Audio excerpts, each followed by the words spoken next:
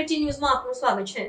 Indian society for એસિસ્ટેડ reproduction દ્વારા એસિસ્ટેડ reproduction વંધ્યત્વ વિષય પર 30મી વાર્ષિક કોન્ફરન્સનું આયોજન કરવામાં આવ્યું છે, જેમાં 20 થી 22 ફેબ્રુઆરી દરમિયાન અમદાવાદમાં યોજાશે।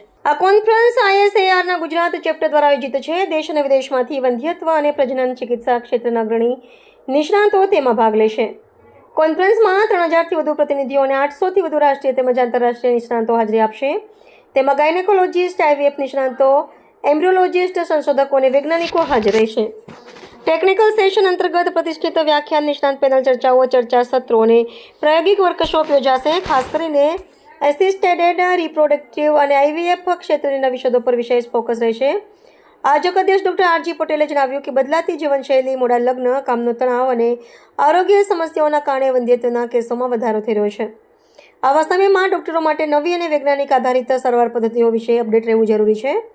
આ કોન્ફરન્સમાં નોલેજ ટ્રાન્સફર, ક્લિનિકલ સ્કિલ્સ અને દર્દી કેન્દ્રિત સારવારને વધુ સક્ષમ બનાવવા માટે મહત્વની સાબિત થશે।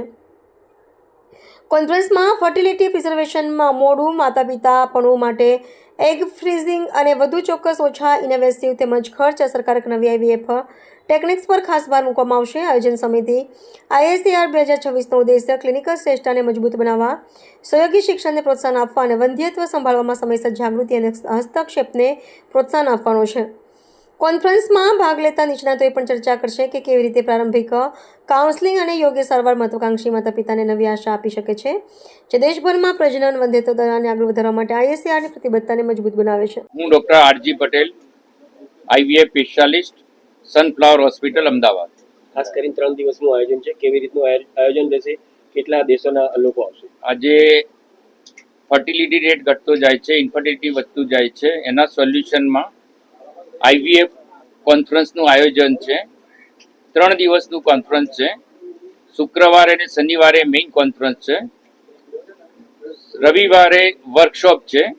8 જેટલી વર્કશોપ રાખેલી છે। આશરે 3000 ડેલિગેટ છે, જે આ ISAR એટલે ઇન્ડિયન સોસાયટી ઓફ આસિસ્ટેડ રિપ્રોડક્શનની 30મી કોન્ફરન્સ છે। અત્યાર સુધીના ઇતિહાસમાં આ ઓલમોસ્ટ સૌથી વધારે રજિસ્ટ્રેશન છે। એરાઉન્ડ 35 ઇન્ટરનેશનલ ફેકલ્ટી છે। ઇન્ડિયામાંથી એરાઉન્ડ 3000 ડેલિગેટ છે, જે ક્લિનિશિયન છે, એમ્બ્રિયોલોજીસ્ટ છે, એન્ડોસ્કોપિક સર્જન છે, સોનોલોજીસ્ટ છે, ફિટલ મેડિસિનના સ્પેશિયાલિસ્ટ છે। એના આ વિષયના સક્સેસ વધે, સરળતા વધે, સસ્તી ને સારી સુવિધાઓ જરૂરિયાતમંદ સુધી પહોંચે એ માટેનું વાત વિમર્શ કરવામાં આવશે।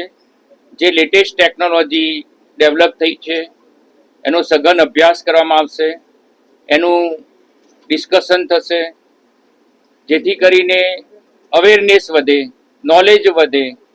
એ નોલેજના આધારે આ ટેકનિક સરળ બને, સક્સેસ રેટ વધે અને એનું એક્સેપ્ટન્સ વધે, એ માટેનું આ કોન્ફરન્સનું આશય છે। આજે મોટી સંખ્યામાં ડેલિગેટ ઉપલબ્ધ રહેશે એ અમને ખૂબ આનંદનો વિષય છે। અમે એના માટેનું આ આયોજન કર્યું છે ક્લબો 7 સેલા, અમદાવાદમાં।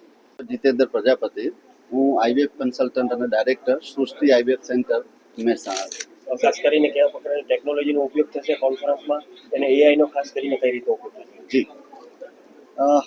હવે દિવસે ને દિવસે કોઈ પણ ક્ષેત્રની અંદર ટેકનોલોજી અપગ્રેડ કરી રહ્યા છે, તો હવે આ જે ટેસ્ટી બેબીની સારવાર છે એમાં પણ ટેકનોલોજીનું અપડેશન જવા થઈ રહ્યું છે। પહેલાં ભૂતકાળમાં ટેસ્ટી બેબીમાં જે ફ્રીઝિંગ અને થોઈંગ છે એમાં ઘણો બધો સમય એને લાગતો હતો અને ખર્ચો પણ વધારે થતો હતો। હવે પછી આ જે કોન્ફરન્સ છે એમાં નવી એક રેપિડ વિટ્રિફિકેશન અને થોઈંગ કે જે તમે 1 કે 2 મિનિટમાં પણ કરી શકો છો, જેના લીધે થઈને સમય, સારવારનો ખર્ચ અને સારવારનો સમય પણ બચાવી શકાશે। એ સિવાય અત્યારે હાલ જેમ આર્ટિફિશિયલ ઇન્ટેલિજન્સનો ઉપયોગ દરેક ક્ષેત્રમાં વધી રહ્યો છે, એવી રીતના આ કોન્ફરન્સની અંદર આર્ટિફિશિયલ ઇન્ટેલિજન્સનો ઉપયોગ આપણે આ ટેસ્ટી બેબીની સારવારમાં કઈ રીતે વધારે સારી રીતે કરી શકીએ કે જેથી કરીને આપણે લોકોને આ સારવાર વધારે ગુણવત્તાસભર આપી શકીએ। એના માટે પણ આ વિષયના નિષ્ણાત લોકો આ 3 દિવસ દરમિયાન આપણને એના વિશે જાણકારી આપશે.